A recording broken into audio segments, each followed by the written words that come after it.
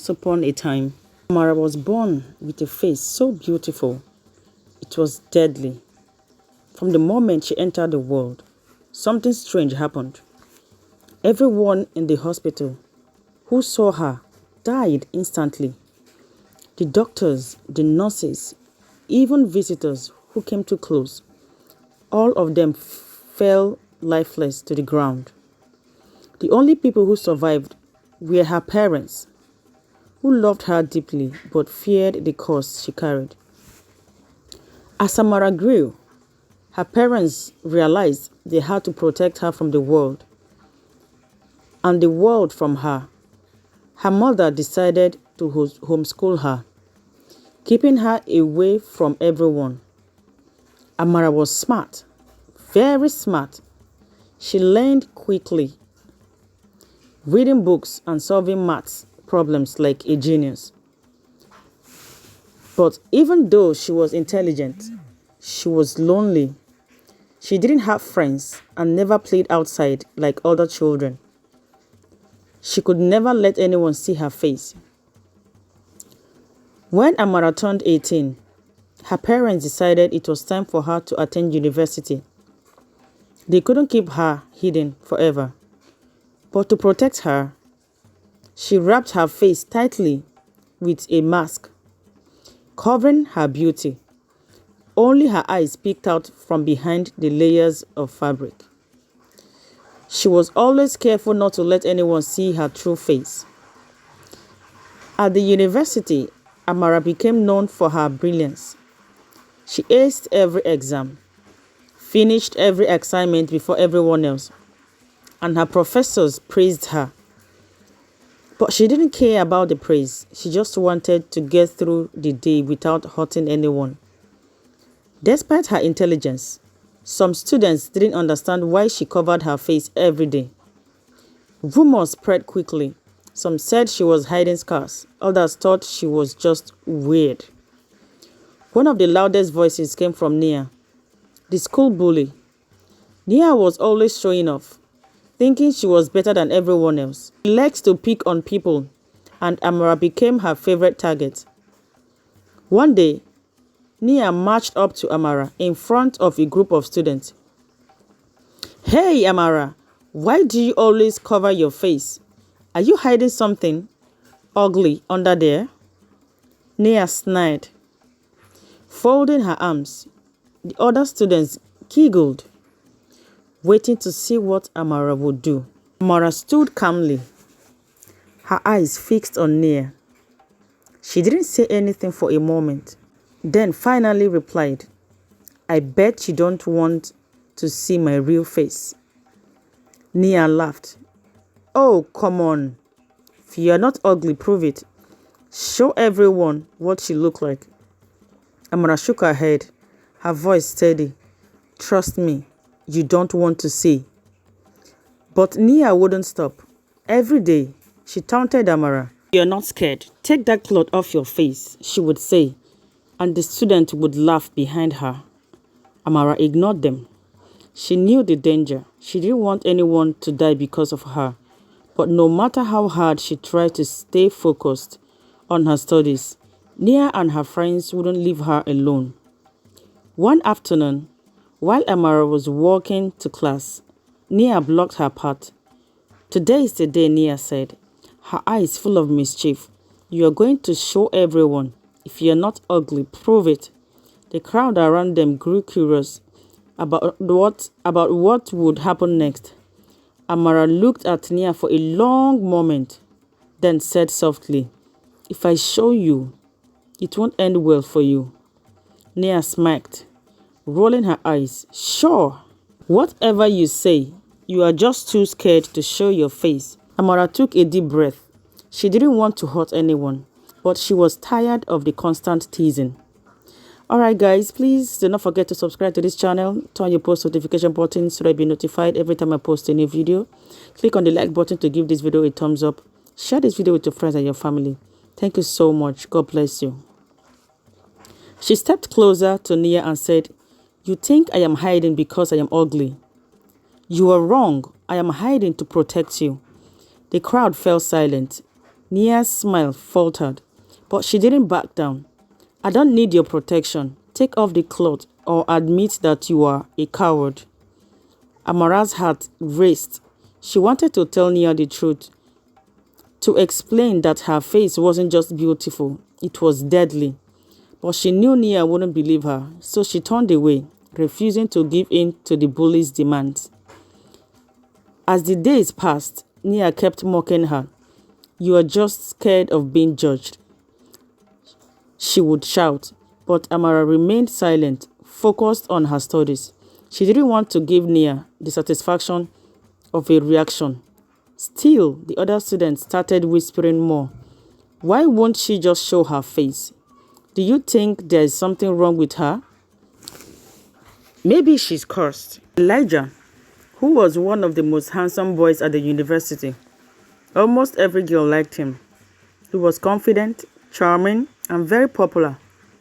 But Elijah wasn't interested in settling down with anyone. He enjoyed the attention he got. Nia, who always had a mean plan up her sleeve, decided to use Elijah to carry out her latest scheme. One day, during lunch, she walked up to him, flipping her hair and smiling sweetly. Elijah, she said, sitting next to him, I need you to do something for me. Elijah raised an eyebrow. What now, Nia? Another one of your tricks? Nia grinned. Oh, this one's really good. It's about that strange girl, Amara. You know? The one who always covers her face, Elijah replied. Yeah, I have seen her. What about her? I want you to get close to her, Nia said, leaning in. Pretend to be her friend. Make her trust you. Then when she falls asleep, take off her face cover and snap a picture of her real face. Send the picture to me and I will take care of the rest. Elijah frowned. Why do you care about her? She's not bothering anyone. Nia rolled her eyes. She thinks she's better than everyone else, hiding her face like she's some big secret. I bet she's really ugly under that cover. I want to show everyone what she's hiding. Elijah hesitated. He wasn't a fan of Nia's main games, and this plan felt wrong. But Nia wasn't someone you could easily say no to. She had a way of pressuring people to do what she wanted. Elijah knew what Nia wanted him to do, and though he wasn't sure about it, he agreed. He figured it would be easy to befriend Amara. After all, she was quiet and didn't have many friends. He started by sitting near her during lectures, pretending to be interested in what the professor was saying. At first, Amara didn't pay much attention to him. She was used to people either ignoring her or mocking her from a distance. But Elijah was different. He didn't tease her or laugh like the others. He always smiled at her, which made her suspicious. One day, Elijah sat beside her in the library. Hey, he said, his voice friendly. You are Amara, right? Amara looked up, her eyes peeking out from behind the cloth covering her face. Yes, she said slowly. Hope no problem. Elijah leaned back in his chair, pretending to be casual. I have seen you around. You seem interesting. I thought you could be friends. Amara frowned. Nobody ever wanted to be her friend. Most people avoided her, and those who didn't usually had something mean to say. Why would you want to be friends with someone like me? She asked. Elijah laughed lightly. Why not? You are smart and you don't follow the crowd. That's cool. Amara didn't respond. She didn't trust him, but he didn't seem like the others. He wasn't laughing at her or trying to make her feel bad. Still, she didn't let her guard down. Over the next few days, Elijah continued his efforts. He sat next to Amara during class, walked with her after lectures, and brought her small snacks like a candy bar or a bottle of juice. Slowly, Amara began to lower her walls. She started talking to him about her favorite books and her love for science. For the first time, she felt like someone was genuinely listening. One evening, Elijah suggested they study together in her dorm room. "You are so smart, Amara," he said with a grin. "I could use your help with some of these assignments." Amara hesitated but eventually agreed.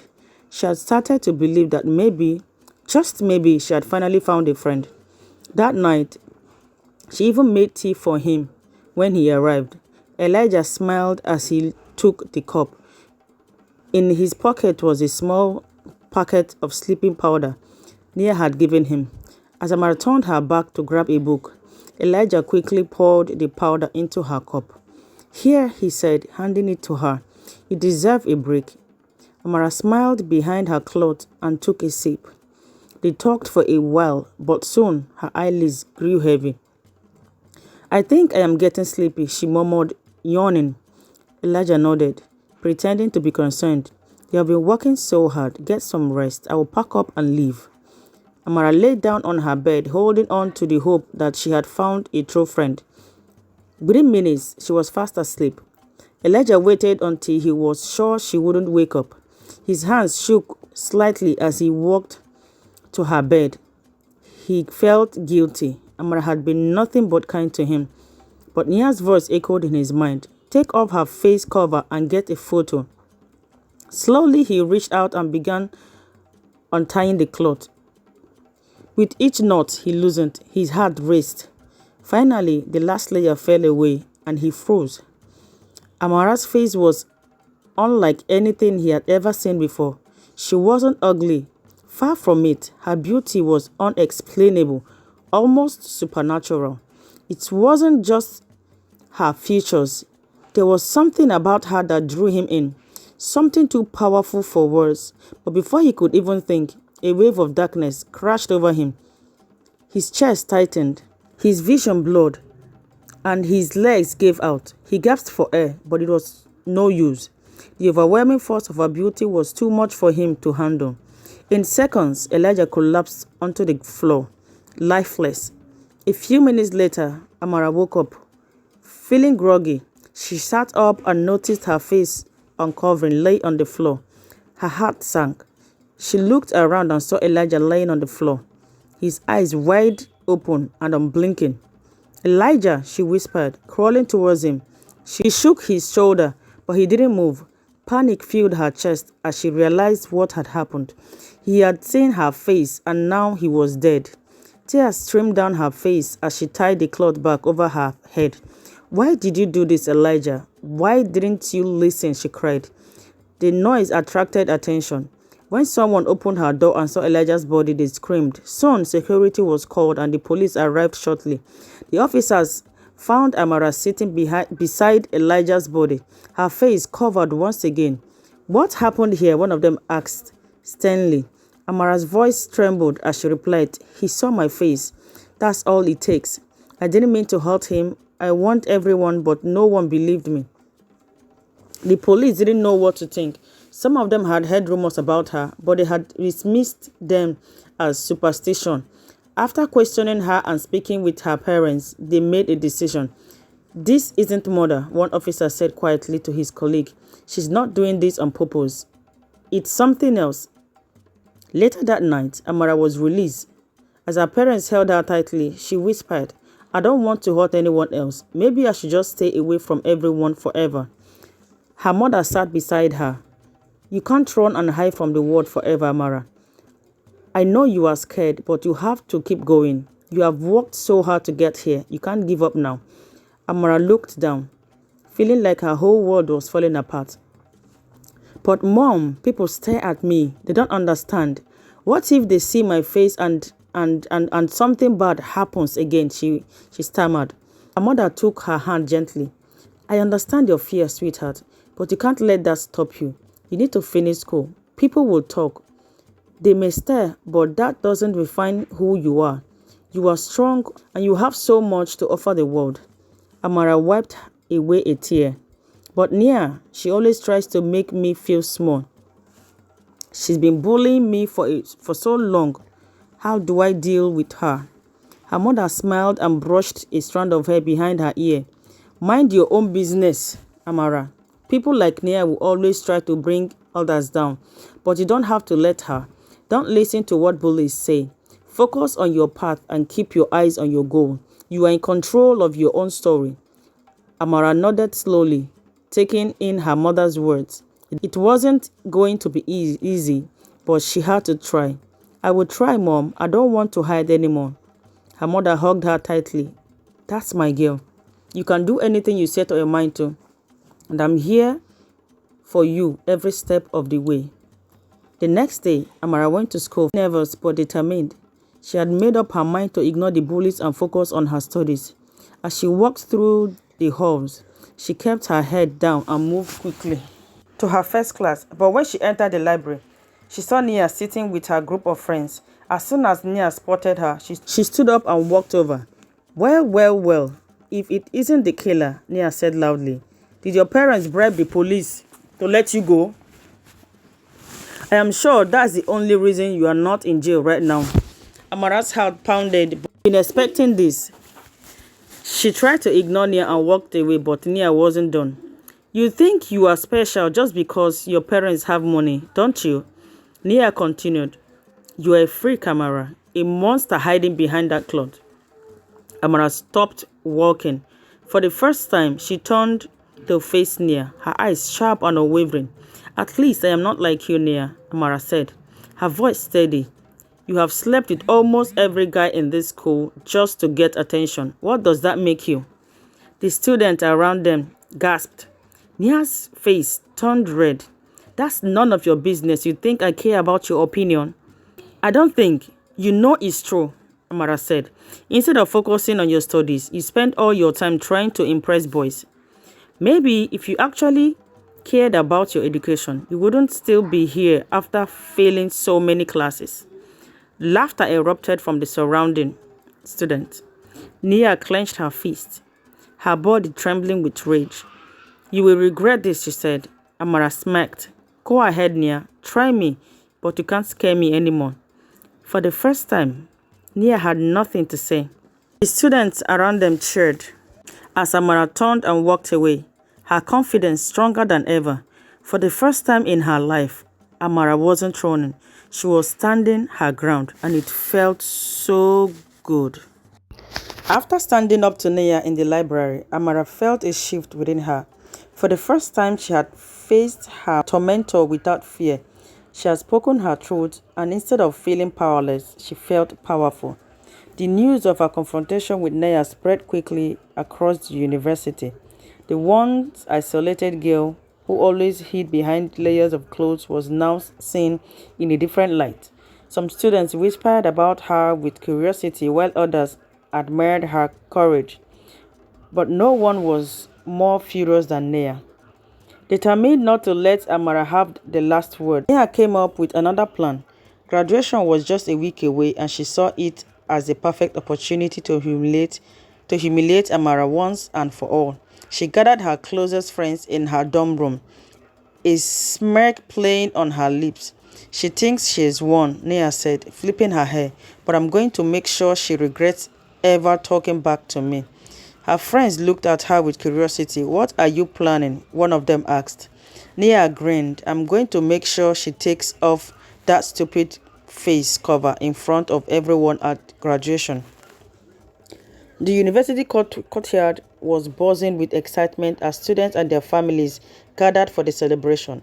Amara sat quietly, dressed in her graduation gown, her face still covered as always. Despite the whispers and curious glances, she focused on the moment. She had come so far, and she wasn't going to let fear define her anymore. As names were called one by one, students walked onto the stage to receive their diplomas. Once it was Amara's turn, she took a deep breath and stood up. The murmurs in the crowd grew louder. People leaned forward, wondering if this was the moment she would finally reveal her face. Just as she reached the stage, Nia, who had been waiting for the perfect opportunity, suddenly shouted, If you are not hiding something, show us your face, Amara. Or are you too scared? A hush fell over the crowd. All eyes turned to Amara. For a moment, Amara considered walking away. She could ignore Nia, like she had done so many times before. But then she remembered all the years she had spent in hiding. She remembered Elijah, who had paid the ultimate price for his curiosity. She remembered her parents, who had spent their lives protecting her. Slowly, she reached up and began to untie the cloth. Gasps filled the air as the fabric fell away, revealing the face that had been hidden for so long. The audience held their breath. Nia, expecting to see something horrifying, stepped back in shock. But Amara wasn't a monster. She was breathtakingly beautiful, more than anyone could have imagined. Her beauty was almost unreal, but this time something was different. Nobody collapsed, nobody died. For the first time, Amara stood in front of a crowd without harming anyone. Tears welled up in her eyes as she realized what this meant. The curse, it was gone. A roar of applause erupted from the audience. Students stood up cheering, even those who had once mocked her in awe. Nia, who had planned to humiliate Amara, was the one standing in shame. Her mouth opened and closed, but no words came out. She had lost, and for the first time in her life, she had no power over the person she had bullied for so long. Amara lifted her chin, her heart filled with a newfound sense of freedom. She had spent her whole life believing she had to hide, but in that moment she realized the truth. She had never been the one who needed protection. The world had been afraid of her, but now the world would know her for who she truly was. As she stepped off the stage, she spotted her parents in the crowd, tears streaming down their faces. They were proud. She was free. After the ceremony, as students hugged and celebrated, Dennis approached Tamara. He had watched everything from a distance, admiring her courage. "You did it," he said, smiling. "You don't have to hide anymore." Amara turned to him, her heart still racing. "I never thought this day would come." Dennis took her hand gently. "You are stronger than you think, Amara, and now you can finally live the life you deserve." She looked around at the people who had once feared her, now smiling, now embracing her as one of their own. She had spent her life trapped in a prison of fear, but now she had broken free. With one final glance at the sky, she whispered, "I am free," and for the first time, Amara walked into the world unafraid.